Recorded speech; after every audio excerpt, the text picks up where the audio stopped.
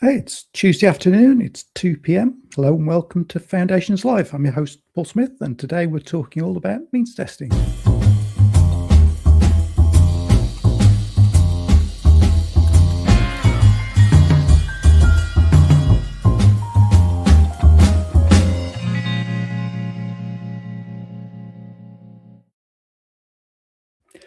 Afternoon, everyone. Welcome to today's Foundations Live. I know there's a little bit of confusion. There was going to be an LGA webinar this morning, which has been postponed, but this one is, as you can see, still proceeding, and we're talking about means testing today. But a few other bits and pieces just before we get on to that. If those of you who haven't joined us for a Foundations Live before, we're here regularly on a Tuesday afternoon at 2. Foundations is the national body for home improvement agencies and the Disabled Facilities Grant. We are funded by the Ministry of Housing, Communities and Local Governments. We have a team here to support you with everything DFG related. If you're looking for closed captions and you're currently viewing us on the Foundation's website, if you scroll down to the bottom of the page, you'll be able to find the links for LinkedIn, Facebook and YouTube, where you can find the closed captions now. And if you want to share the show or catch it again later, you'll find the recordings there as well. So yeah, if you want to catch up on anything later, it'll stay on the website for a little bit and it'll be on YouTube later. So a couple of bits and pieces just before we get going with means testing. First of all, we're about to send out a survey for those of you that had the DFG scorecard that we sent out last year, and that's a scorecard that we send to every local authority, which kind of reflects to you back the data you submitted as part of your Delta return, which is the annual DFG data return that goes back to government. So we're thinking about how we can improve it for 2026.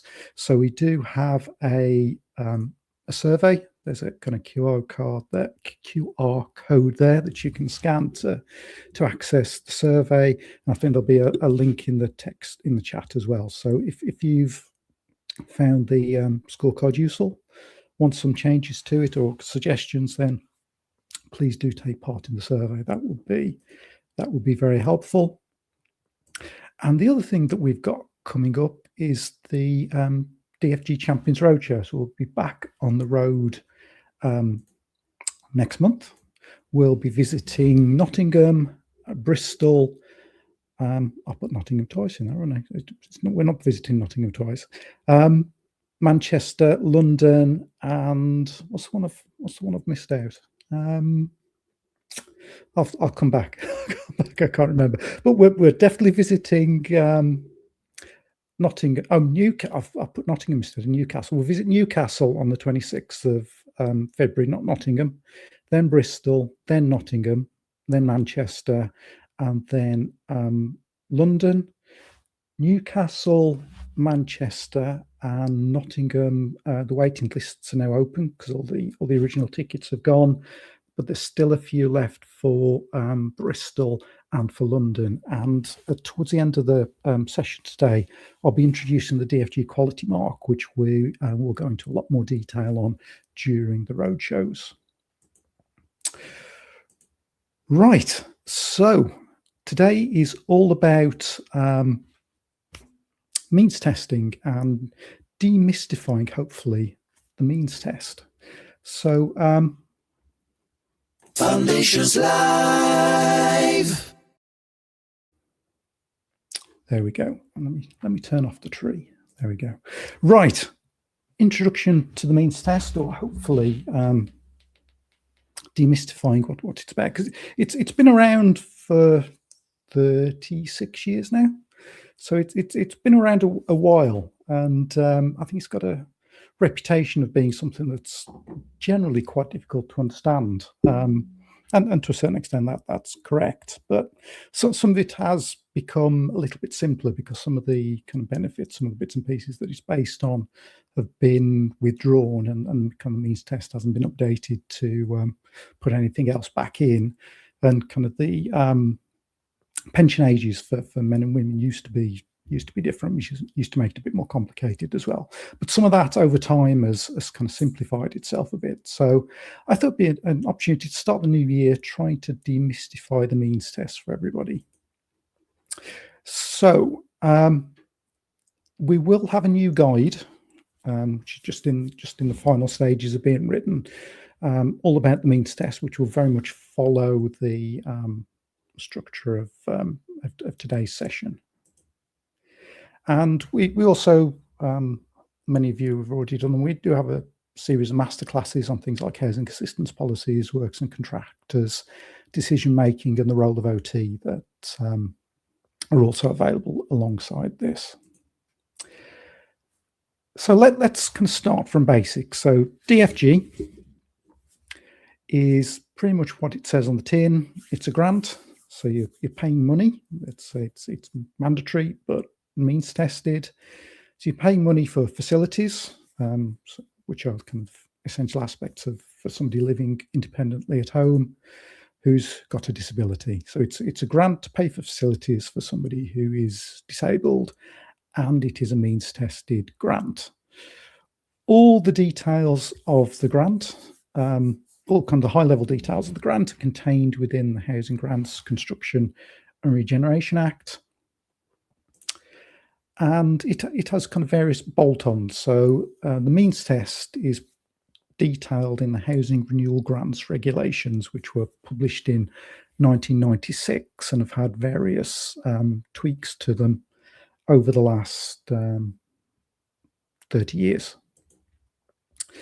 And basically what the means test is made up of is a series of things that you add together and then kind of work out the difference between two different pots of money.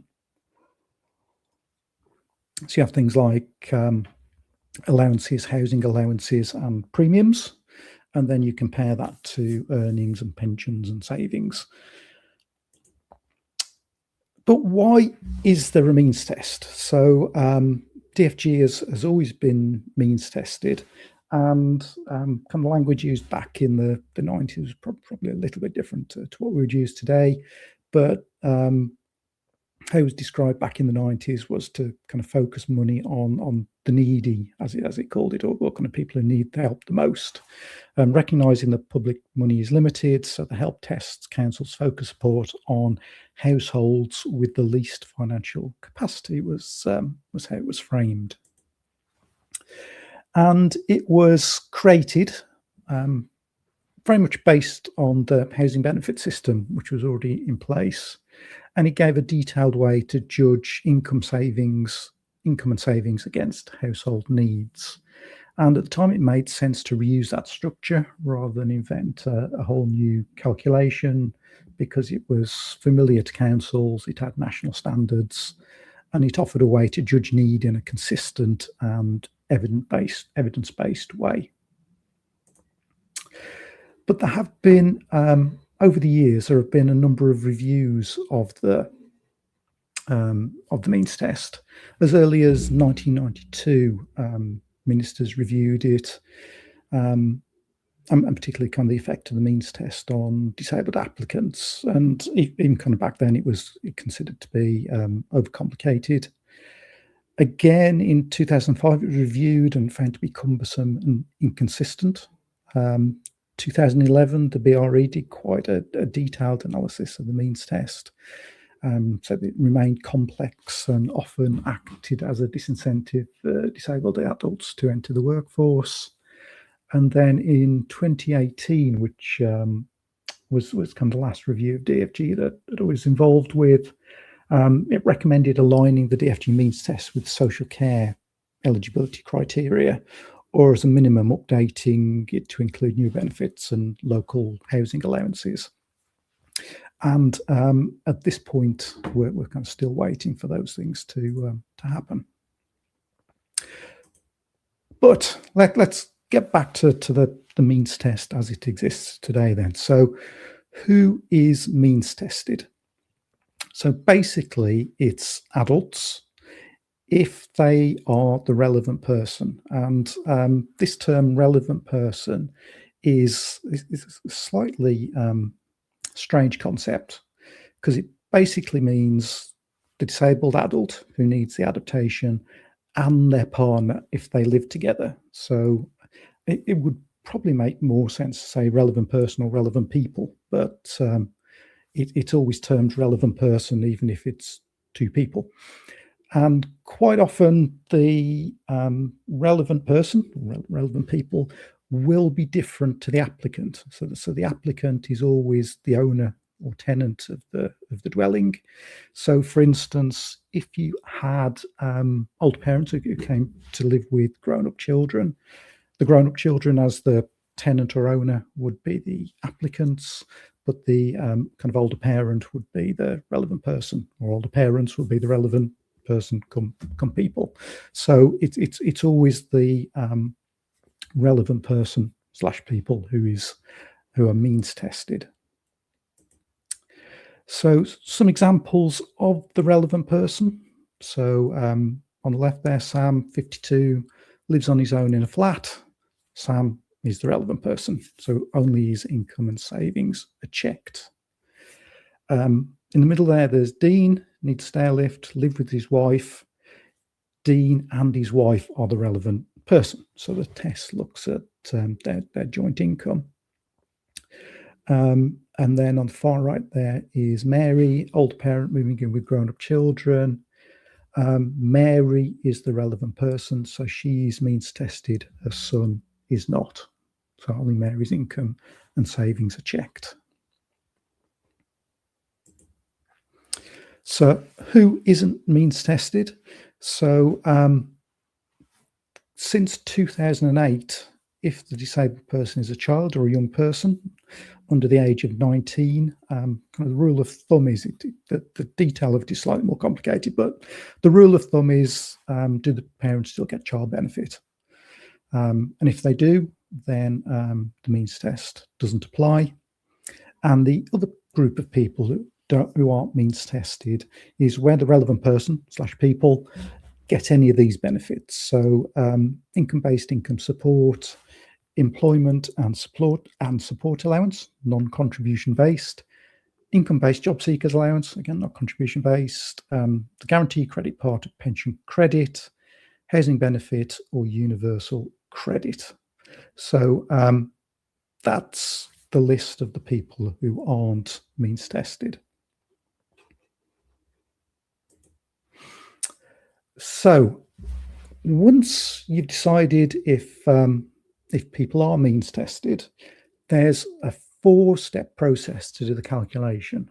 So I'll take you through these 4 steps in a moment, but it's always these 4 steps. So you work out firstly the applicable amount. So this is a formula for how much a household needs, and I'll put that in inverted commas, per week.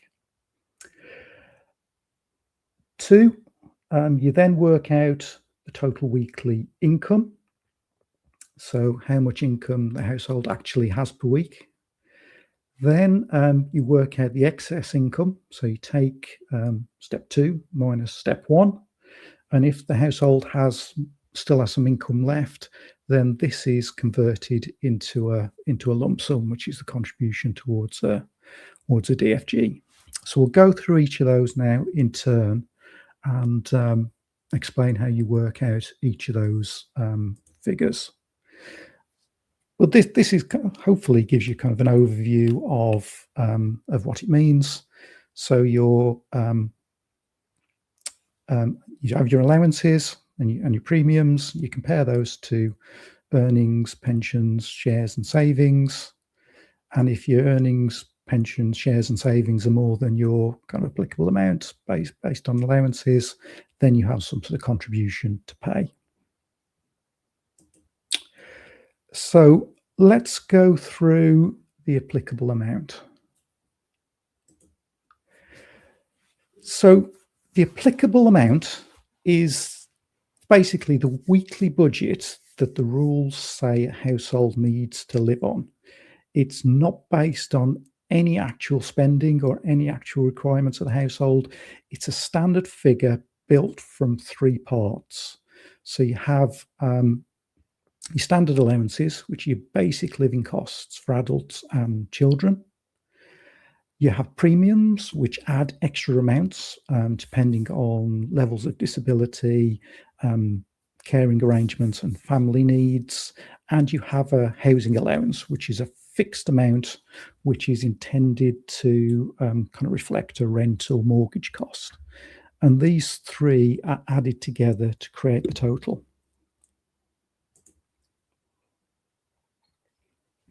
So starting with your kind of standard allowances, and these are the basic weekly amounts the rules say a person or a couple needs for normal living costs. They're kind of the starting point for the means test. And they're supposed to cover things like food, bills, day-to-day spending. And so they don't reflect at all actual spending in a home. These are notional standard figures. And they're based on whether the relevant person is single or a couple, the age of the relevant person, and the number of children that they have. So, for instance, for a single person of working age, that's equivalent to £60.50 a week. And for somebody of pension age, it's equivalent to £143.80 a week. I will try and keep up with some of the questions in the chat, but I do have an assistant that will help me at the end if we get any particular questions. But the allowances haven't been updated for a number of years, so I'm not quite sure if they're based on the old income support levels or not else. But these are what they've been since 2008, actually. So £60.50 for a single working age person, £143.80 for a pension age single person. For couples of a working age, the allowance is £94.95 a week, and for a pension age couple, it's £215.50 a week. You'll notice that allowances for people of pension age are quite a bit higher than working age. It is evened up a little bit by some of the premiums I will come to later, but you'll see once you get to pension age, then it does assume that you need more to live on per week. For children and young people, then for each child or young person living in the household, you add in an extra £52.59 per week. So that's the standard allowances. So it's based on age and whether you're single or a couple and number of children. The next bit to add in is the housing allowance. So this is a fixed weekly amount that's assumed that it covers rent and mortgage costs. And it's the same for everyone, no matter where they live or what they actually pay. So if you live in City of London, it's exactly the same as it would be right up somewhere on the North Coast. So it's set at £61.30 per week. So what does that mean in practice? Because the housing allowance has been one of the things that's been probably most criticised about the means test over the years. So if you look at the housing allowance at £61.30 per week, which is based on 2008 prices, and if you convert that to monthly, it's kind of £265.63 per month. So it's not a great deal if you think about kind of rents and mortgages. If you allowed for inflation, that would now be £105 per week, which equates to about £453 per month. So even if it had kind of kept pace with inflation, that would be equivalent to a £90,000 mortgage. And I kind of suggest that there's not many people that still have a £90,000 mortgage. So housing allowance is definitely one of the elements that has been quite consistently criticised in the means test over the years, but it is a single figure, so we'll talk about it later. But if you wanted to adjust your local means test using your housing assistance policy, the housing allowance figure might be something you might want to come back to. So we've had allowances. The other thing to add, as well as allowances, is premiums. So there are 6 premiums that have slightly difficult or slightly more complicated rules, probably certainly more complicated than the allowances to work out which ones apply. So in order there, there's a disability premium, an enhanced disability premium, a severe disability premium, a disabled child or young person premium, a carer premium, and a family premium. So the disability premium is there to recognise extra day-to-day costs faced by disabled adults of working age. So this one doesn't apply to anybody of pension age. So it's adults under state pension age who receive a qualifying disability benefit, such as PIP, DLA, or attendance allowance. An enhanced disability premium again provides further support, and it's again with for adults under state pension age with higher rate disability benefits.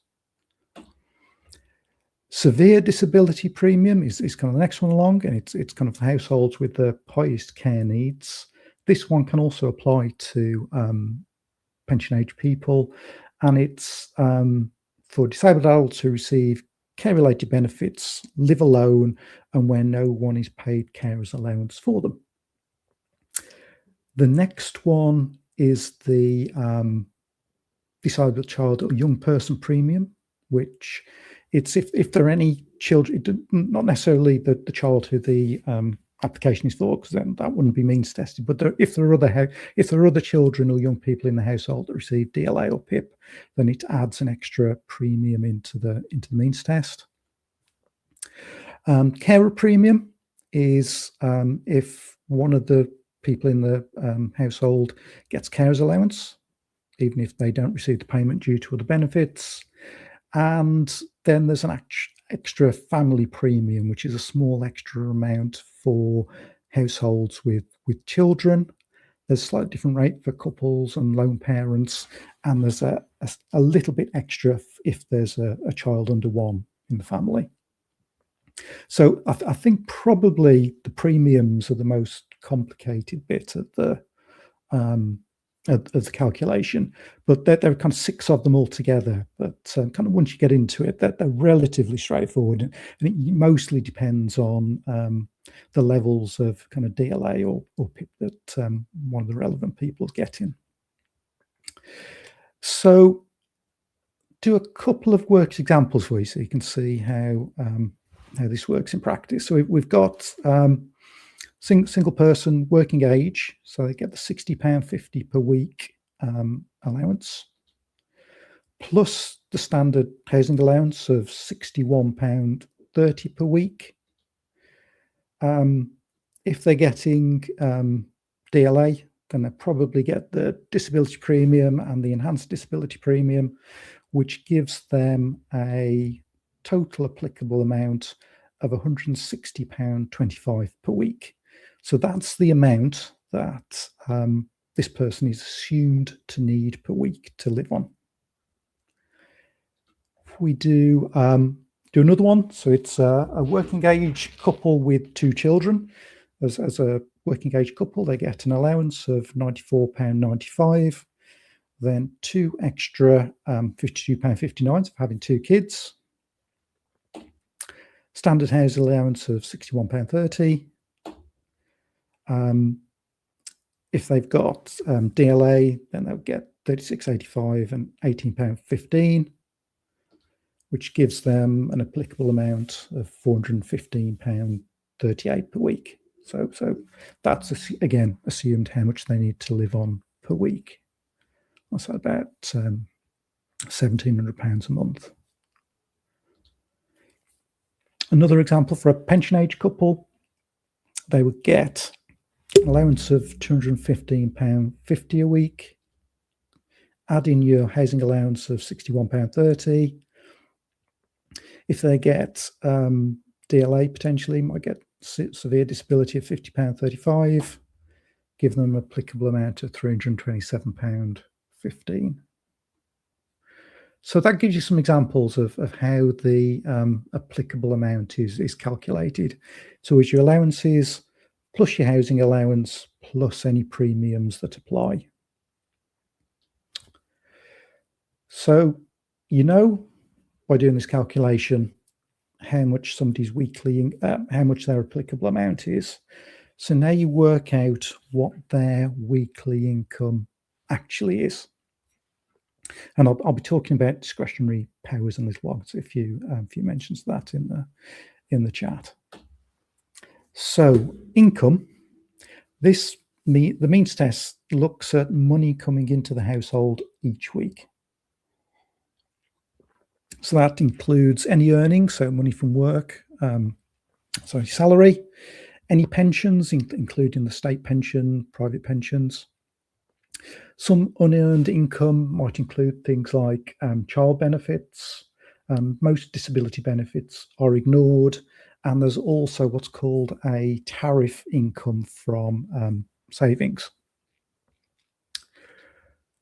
So what counts as earnings then? So in terms of salary, it could be salary if you're kind of PAYE, or it can be, it's a bit more complicated for somebody who's self-employed because you have to look at their income over a period of time. But you're basically looking at what's the average weekly earnings, take-home pay after tax and national insurance. If you're paid monthly, you basically divide it by 4 1/3 to get the weekly amount.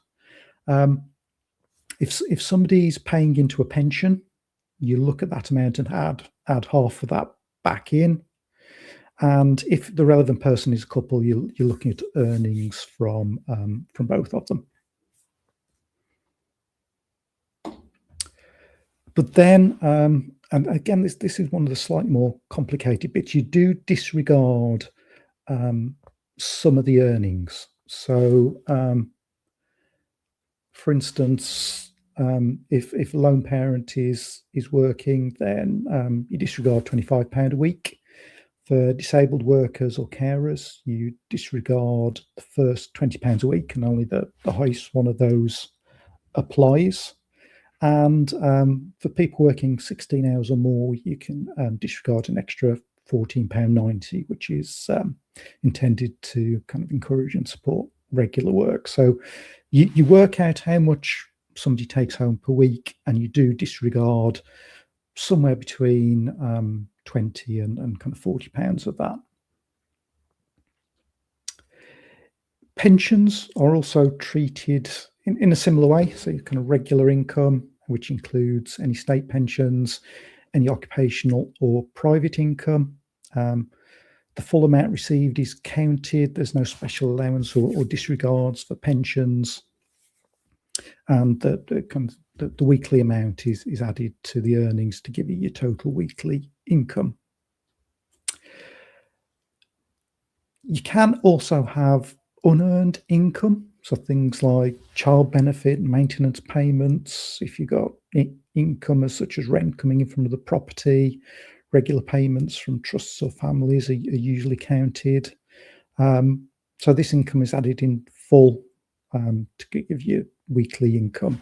But some benefits are ignored as income. These are mostly disability benefits, things like PIP, DLA, attendance allowance, armed forces independence payments, constant attend allowance. You don't include these within the weekly income because they're primarily there to support costs associated with the disability.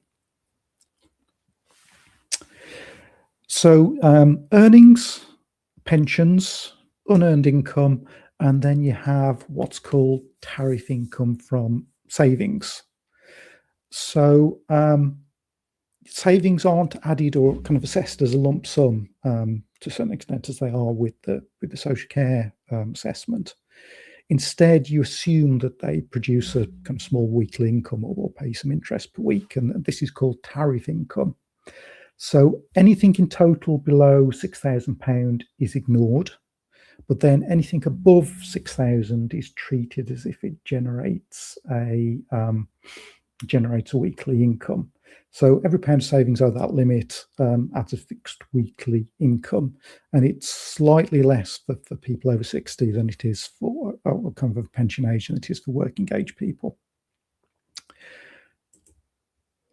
So to get your total weekly income, you add up earnings, weekly earnings, so money from work, less any disregards.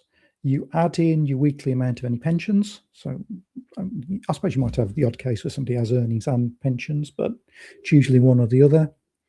You add in certain unearned income and some benefits like child benefit, and then you look at the tariff income from savings.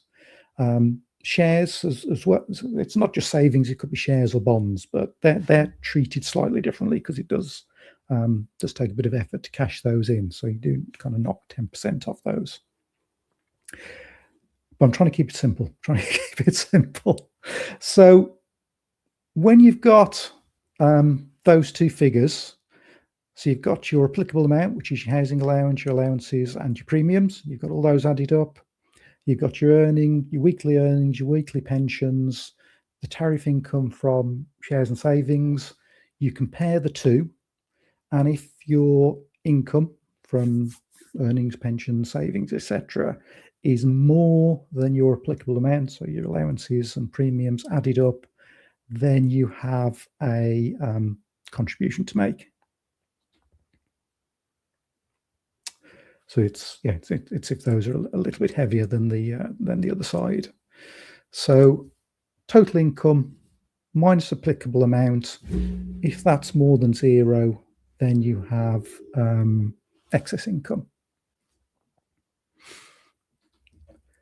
So if you've got excess income, how does that convert into a contribution? Because your excess income is a weekly amount, but the adaptations are a one-off cost. So what we're looking to do is turn that weekly amount into a single lump sum. And the idea, well, kind of back in 1989 or 1990, when this was set up, was that you look at how big a loan you could take out with the kind of excess weekly income you've got, and it has kind of a tapering effect, which I'll show you in a minute. So small amounts of excess income lead to a fairly small contribution, but it can ramp up quite quickly. And the other key thing to notice here that owners and tenants are treated differently, because the rules assume that an owner can get a bigger loan than a tenant. So the same weekly excess income does produce different results. I know kind of it's often said that DFG is tenure neutral, but as you can see, it applies to all tenures, but it does treat them differently. So this is the tapered multiplier. And I was trying to work out kind of the best way to kind of demonstrate how this works, and kind of show you the taper and how it kind of ramps up to as you get excess weekly income. So across the x-axis, across the bottom, are some figures for excess weekly income, and then up the left-hand side there are the contribution that it equates to. So if we had excess weekly income of £75, then for a tenant, which is the kind of lighter green colour, they would have a contribution of about £1,100, £1,200, and an owner for the same excess weekly income would have a contribution of somewhere around £1,900. And if we kind of zoom out a little bit, so got some slightly longer scale of weekly income there. For an excess weekly income of £300, that would equate to a contribution of somewhere around £33,000 for a tenant and closer to £60,000 for an owner. So you can see they're quite different, and it's not quite double, but it's certainly a lot more for an owner than it is for a tenant. So I'll just pick up a couple of the questions we go through. So shared owners are treated as tenants, Verity. So it's always the lower of the two for shared owners. So Cleona, you're asking about an ISA of £10,000. So if that's all they've got, if that's their only savings, you would ignore the first 6,000 of that and just work out the tariff income on £4,000.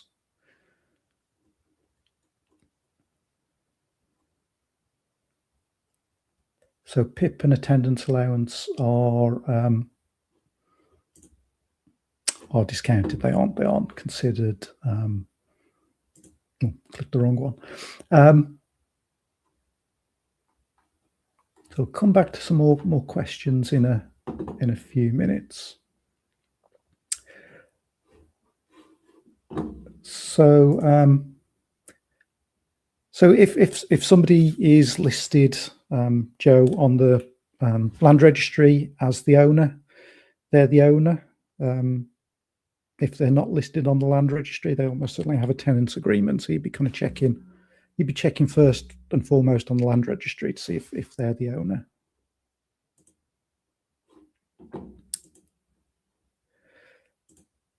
So some other considerations to kind of be aware of. As hopefully you all know, a disabled person can apply for more than one grant in their lifetime, and particularly if there's a change of circumstances. And if they do pay a contribution, say for their first grant, then it is taken into account for the next 10 years if they have any subsequent grants. So that's where it can be beneficial to have what's called a nil grant. So just give you a quick case study on this. A client applied for a DFG in 2019. Based on her income then, she was assessed as having a contribution of £5,000. So a DFG was approved for nil, and she paid £4,000 to have a level access shower done in her property. Then in 2025, she's assessed as needing a stair lift. Her income has now dropped and her assessed contribution was £4,000.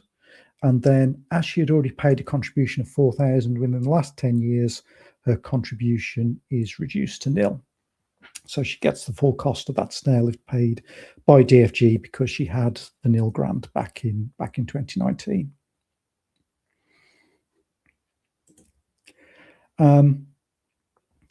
Just to kind of clarify how the contribution works with the upper limit. So again, hopefully, as you know, the DFG has an upper limit of £30,000, which has been was currently being reviewed. So that means that even if the cost of the works is more than £30,000, the grant cannot be more than £30,000 unless council is using discretion. But in accordance with the kind of main DFG rules, it can't go above £30,000. And then what that means is any contribution is taken off the grant maximum, not the total cost of the work. So the contribution reduces the grant. So for example, if the works cost £40,000 and the contribution is £5,000, the £5,000 comes off £30,000. So the grant is £25,000, not £35,000. Hope makes sense. Just notice, Francisca, you'd said that shared owners are treated as property owners. That's not correct. Just to flash that one on the screen, shared owners are definitely tenants. Happy to share the details with you afterwards, but if anybody's unsure, shared owners are definitely treated as tenants. So discretion, and I saw that some of you were discussing this earlier. So every local authority has the discretion to change the means test that they use locally by setting out the details in an approved and published housing assistance policy. And that you can pretty much do what you want with that, as long as it's not stricter or less advantageous than the standard means test. So, as I said at the start, the Act, Housing Grants Construction and Regeneration Act, covers the main rules. The means test itself is detailed within the Housing Renewal Grants regulations from 1996. And for instance, the term relevant person isn't at all mentioned in the Act. The kind of definition of relevant person, for example, is in those regulations. You can have there's other kind of charges and things that also link in with it. But what you can do with a housing assistance policy is add in your own rules or your own local variations for things like the means test and the upper limit. So if we look at the Delta returns or the DFG performance data that 99% of local authorities submitted last year, and we look at all the DFGs approved in 2024-25, you can see that the vast majority didn't pay a contribution. So all this stuff we've just gone through in terms of working out a contribution applied to a very small proportion of the people who got a DFG. And this has kind of been the case since the grant was introduced, and then the idea was that it aimed the grant at people who financially needed it the most. So this was kind of from the report that was done in 2011 that said of all the people that might need a DFG, 50% wouldn't be eligible through the means test, 44% will get a full grant, and just that kind of 6% or so in the middle would make some sort of contribution. So what are your kind of options if you do want to use your discretion? Some local authorities took the option to completely do away with means testing. So that was kind of one end of the spectrum, and at the other end of the spectrum is kind of staying with the standard means test. But there are some other options in between. So some remove the means test or kind of passport through people through the means test for certain types of adaptations like stair lifts, certain conditions like motor neurone disease. Quite a common one is or was, I think it's becoming less common now as demand is increasing, but adaptations below a certain value, 5,000 was fairly common 2 or 3 years ago. And some local authorities have looked at mirroring what happens with the social care financial assessment and focusing DFG or kind of DFG funds and grants on people that based on their savings. So, for example, people who have less than 23,500. Another approach is to disregard the first part of the contribution. So, for instance, if somebody had a £10,000 contribution, you disregard the first 5,000 of it. I think, as somebody mentioned elsewhere in the chat, some people use council tax reduction as a kind of passporting benefit, which isn't officially part of the main means test, but some people do use that. And as I was kind of talking about the housing allowance earlier, that is kind of one figure within the means test, and it is quite possible to reconfigure the calculator so that you adjust it to a housing allowance. You might use the local housing allowance figure, for example, but that is another perhaps slightly fairer way of doing it as well. The other thing to flag in terms of means testing is that if the landlord makes the application for the grant rather than the tenant, then the idea is that the DFG is funding improvements of the accessibility of the dwelling. Then you'll have as local authority nomination arrangements for future tenants as well. So the local authority can agree an appropriate level of funding with the landlord, but the kind of the means test, as you've seen it, doesn't then apply. with retained council housing. So as I was offered to speak at for a group of tenants and tell them about DFGs earlier this week, and somebody said, well, they're council tenants, so they're not eligible, but of course they are. DFG applies to council tenants just as it applies to housing association tenants and private tenants and owner occupiers.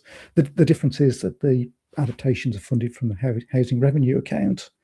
But when we did a survey a couple of years ago, we did find that 90% of councils didn't means test their own tenants and just carried out the adaptations directly, which I think is where that confusion's comes from. But tenants do retain the right to apply for a DFG if they wanted to. So that's a run through of what the means test, how the means test works, how it operates, how the various bits and pieces work. Hopefully, you've kind of found that useful. It's demystified it, hopefully, to a certain extent. And what I'm going to do now is if I stop sharing that one and I share, hopefully, something else. If I share this one. Right, so this is our means test calculator. So we've had a version of it on our website for I think about 5 years now. It's used hundreds of times every month. We've done a slightly different version. We've actually done two slightly different versions. One, we've kind of put a bit more into the background, so it makes it easier for members of the public. But we've also been developing this one that follows through the same logic that I've just talked you through, but is meant more for kind of caseworkers and other people doing the means test for a local authority. So if I make that a little bit bigger, so hopefully you can see it a bit better. There we go. So to start with, it asks the same questions that we had at the start. So if the disabled person or their partner, which is the relevant person or people, receive any of the following benefits, then the means test doesn't apply, and it doesn't apply if it's a child or a young person. So for the purposes of this, let's click no so we can see the rest of the calculation. So first of all, we'll add in the housing allowance. So this is the £61.30 that everybody gets per week regardless. And then this is the screen where you add in the personal allowances. So you pick which one of these applies. So let's say it's a single person, aged 25 to 65, single parent with 2 children. So it gives an applicable amount of £226.98 a week before we add in the premiums. So disability premiums rely on getting various types of disability benefit. So let's assume this person is single, so they live alone. They get DLA, so we'll add in the disability premium, and let's say they get higher rate care of DLA as well again, so they're living alone, so we can add in single rate.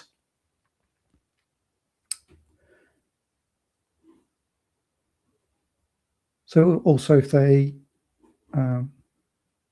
live alone, get DLA, middle or high, and if nobody gets carers allowance for looking after them, we could add in the severe disability premium. So that's taken them up to £315.78.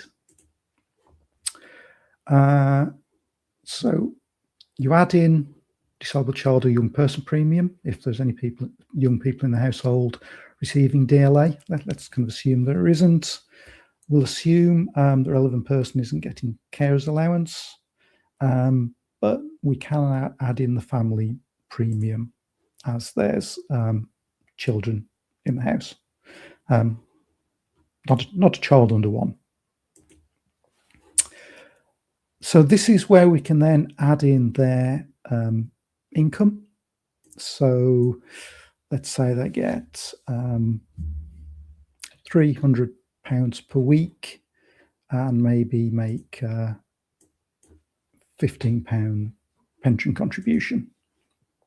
Can add in another salary there if there was.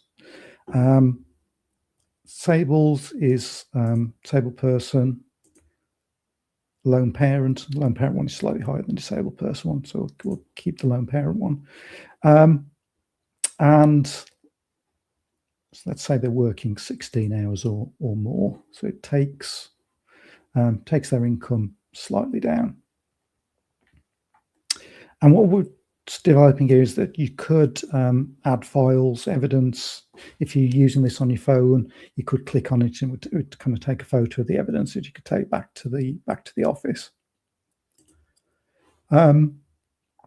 Probably not any pensions for this one, but I can't remember the exact figures for child benefit, but let's say it's kind of £50 a week, and maybe they get £50 a week from something else. So that all adds in. So they've got an applicable amount of £332.53. So far their income is £387. Maybe they're somebody mentioned earlier, didn't they, having £10,000 in an ISA? So let's pop that in there. Actually, not a person over 60. So you can see £10,000. You ignore the first 6,000. So it looks at how much kind of interest or income you would get based on £4,000, and it adds in £16 a week to your total income. So then the final thing to do is kind of it takes away applicable amount from the total income, gives you an excess income of £71.07, and then you just choose whether it's an owner occupier or a tenant. So if it's a tenant, gives you a contribution of £1,040. If it was an owner occupier, it'd be £1,775.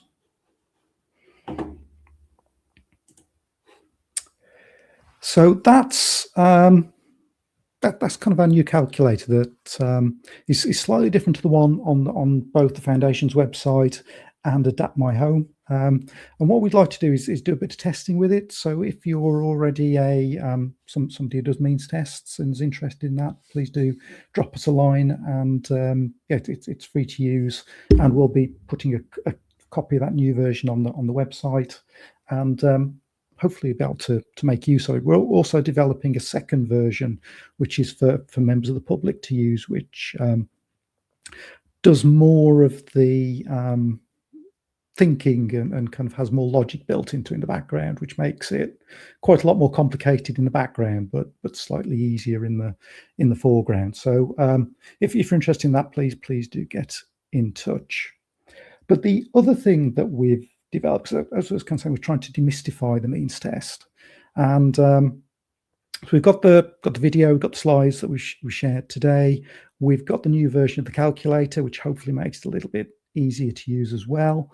The other thing that we've done with that version of the calculator is we've made it so that if you wanted to adjust something like the housing allowance or something else within the calculation to have your own local version, that's easier to do now with the new version.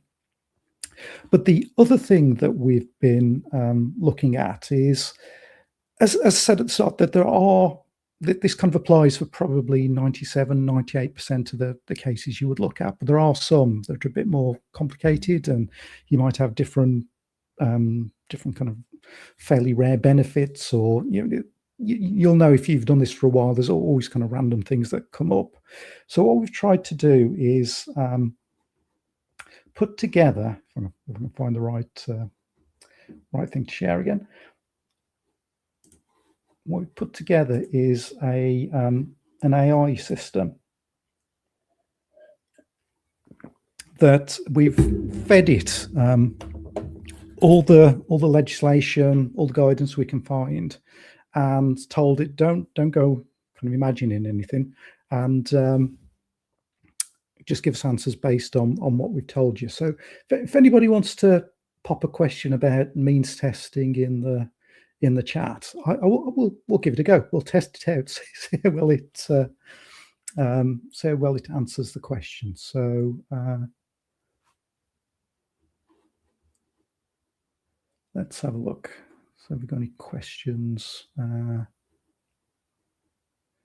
Any questions here that we could use for the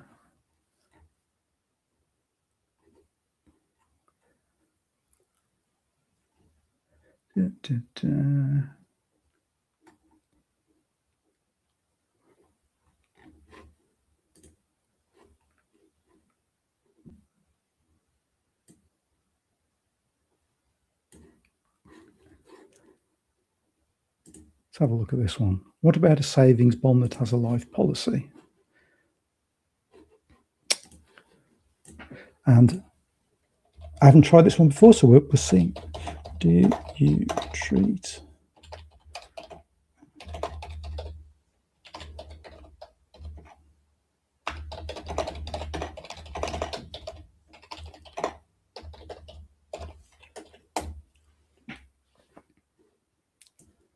So just having a think.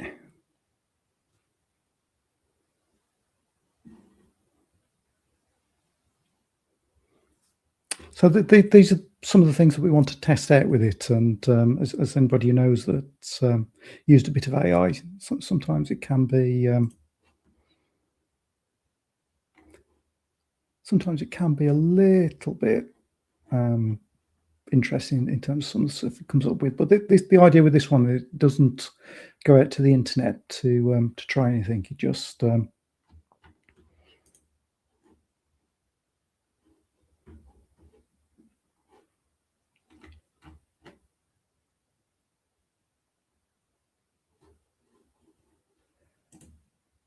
So Danielle asking, is it accessible to our service users to contact their local council so being acceptable for a DFG prior to an OT?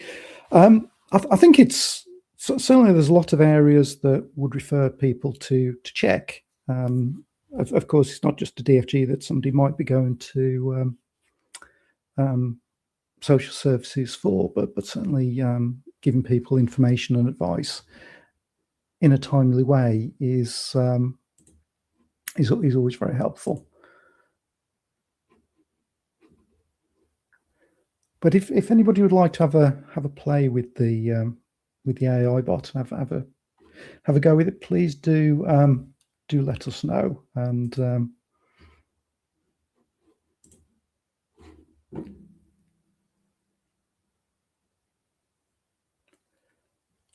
have a look. So it says about armed forces pensions then. And it's only trained on things that we've told it. So if we haven't told it about armed forces pensions, I can't remember if we've been given it, then it may give up something different.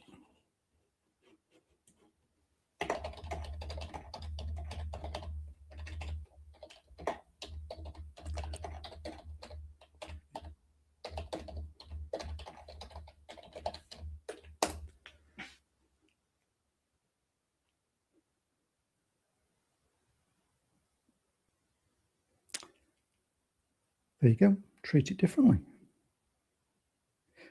So it looks like there is some detail in the information we've given it that sets that out. So if you'd like to play with that, then please do let us know. Again, we'd like to test it out and see if it works. So hopefully you found that useful, and we'll be developing the web page and the guide for means testing. We'll include the new version of the calculator. If you want your own version for local use, then come and talk to us about that, and we might be able to work that out with you. And if you'd like to test out the AI bot and see if it gives you the right answers, then that would be fantastic as well. So that was all I was going to do on means testing for today. What I wanted to do just before we finished for the afternoon. I'm going to lie down after spending an hour talking about means testing, is talk about the DFG Quality Mark, which we will be introducing in full at the upcoming roadshows. So, as with anything, if you kind of look at anything from A-level results to kind of football matches to DFG performance, they always follow a normal distribution. That's kind of something a bit like this. So you kind of get half, or kind of above median, that's kind of below average. Then you get another half that kind of by definition above average, and you always get kind of 10 to 20% that are kind of performing much better than the rest. You always get kind of 10 to 20% that are performing much poorer than the rest, and then the other kind of 60-odd% are somewhere in the middle, and that kind of applies to pretty much anything, which is why it's called the normal distribution. And if you look at DFG data that comes in through the Delta survey, it's no different. So, for instance, if we looked at how much of their allocation local authorities were spending, then this is the kind of graph you get. So from a few that aren't spending very much of it, a few that are spending kind of 150% plus of it, and most are kind of somewhere in the middle. And equally with delivery time, so looking at stages 2, 3, and 4 of the DFG process. So after the kind of the OT assessment through to completion of works, the distribution of that is from kind of less than 100 days to over 500 days. The median is 223 days, and based on the good practice guidance, it kind of for most cases it talks about 130 days. You can see that just under kind of 20% of local authorities are regularly hitting that target in terms of performance, which kind of shows you that kind of following the normal distribution route, some local authorities are kind of really spending all the money, really doing really well, doing things quickly. There are some that are struggling to spend all the money and are kind of taking kind of 2 years on average to get jobs done, and most are somewhere in the middle around this kind of 223 working days, where it gets about a year. So what we've been working on developing is the DFG Quality Mark, to put together a national standard for how DFGs are kind of delivered through the system.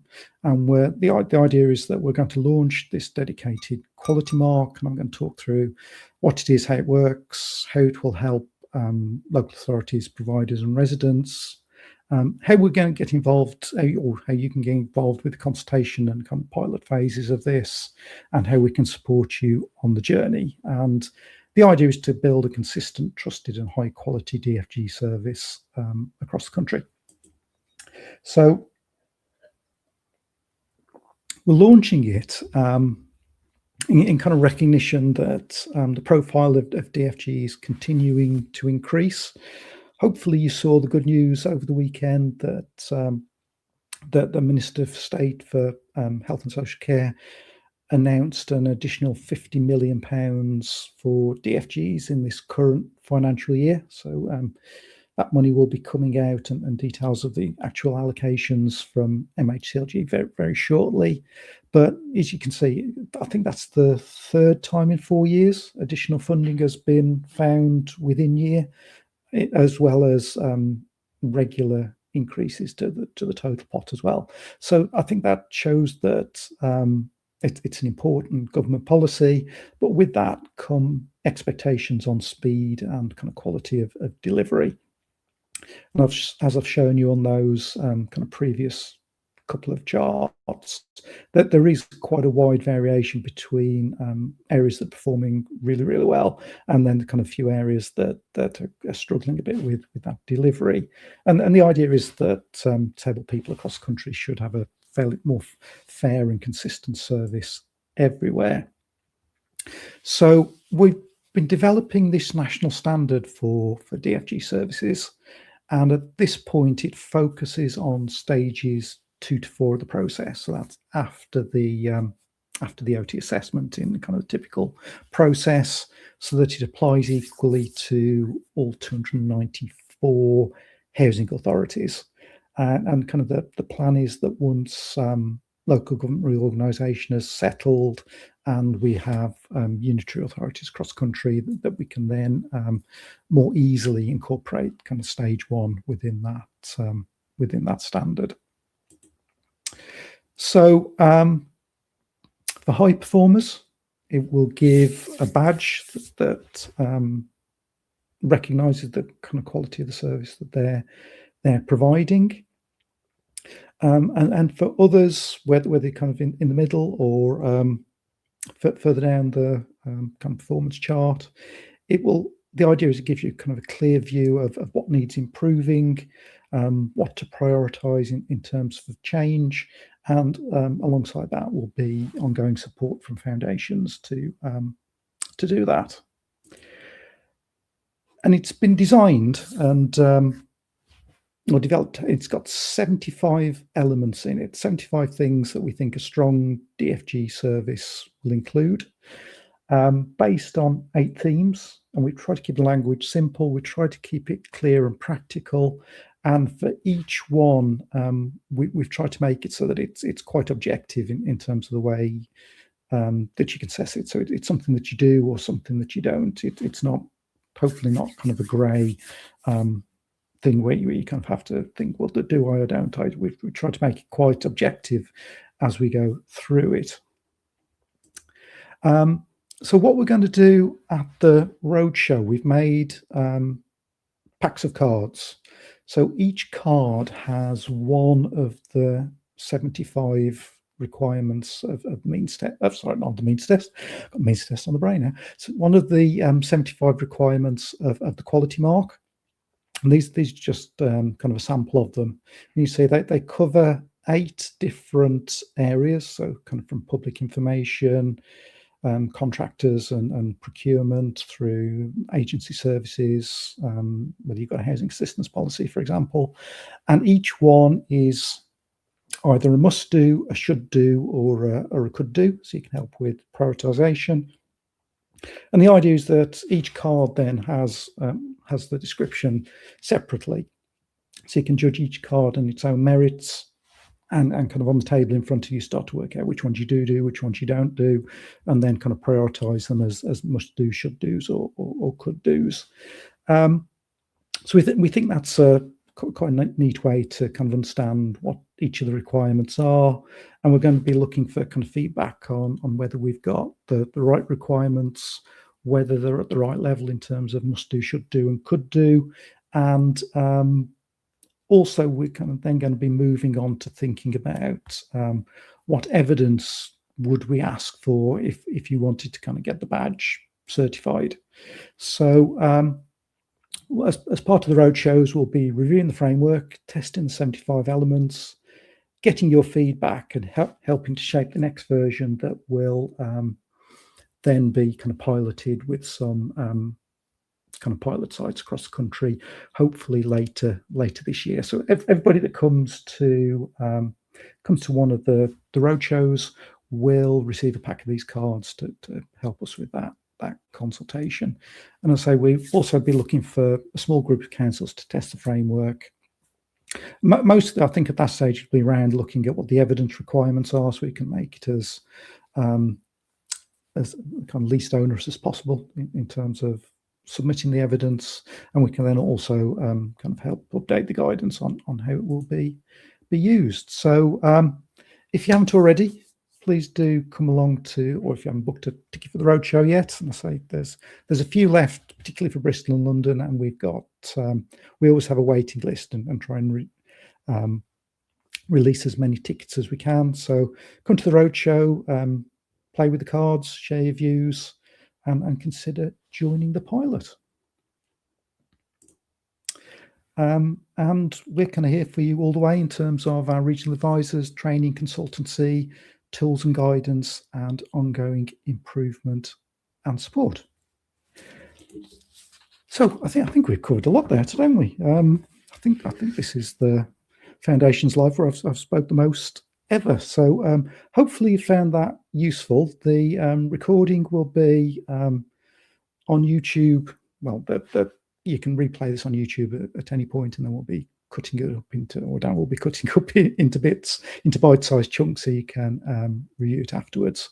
But the other thing I just wanted to add, as we're kind of now into 2026, and we've got more events coming up this year than we've ever had before, and a kind of a key part of the events and the learning and kind of sharing good practice is you guys. It's you kind of coming and speaking, presenting, sharing what you do in your local authorities on a day-to-day basis, and sometimes you might think that everybody else is doing the same, but they're almost certainly not. So if you would like to come and speak at a roadshow, at a Foundations Live, or some of the other events that we're doing, or maybe kind of one of our network meetings, if you wanted to start at something a little bit smaller, then please do get in touch, because it makes a big difference. I think sometimes hearing from other people that are doing the same job as you is more impactful than me telling you something. So please do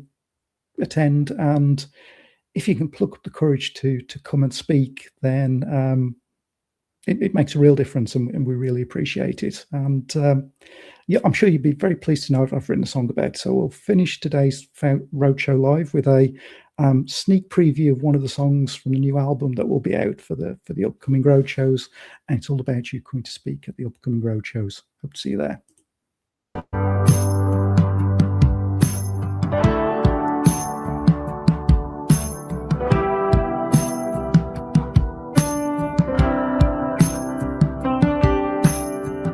Everyone's got a story to tell, a lesson learned, a moment you know so well. Don't keep it hidden, don't lock it away. The world needs your voice today. Step on up, don't be afraid. Every word is a path you've made. Come and speak, we wanna hear. Come and speak, your voice is clear. Come and speak, tell us how. Come and speak, show us now. Come and speak and tell the world what you're all about. You've got wisdom, you've got fire inside. What you discover could change someone's life. It's not about perfect, it's not about fame, it's about lifting up every name. Step on up, don't hold it back. What you share is the thing we lack. Come and speak, we wanna hear. Come and speak, your voice is clear. Come and speak, tell us how. Come and speak, show us now. Come and speak and tell the world what you're all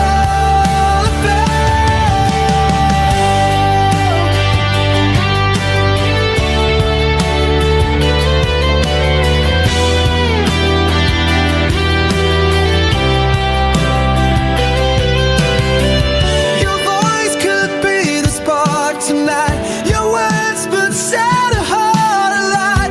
Every story makes us strong. Every voice belongs. Come and speak, we wanna hear. Come and speak, your voice is clear. Come and speak, tell us how. Come and speak, show us now. Come and speak and tell the world what you're all about. Yes, come and speak and tell the world what you're all about.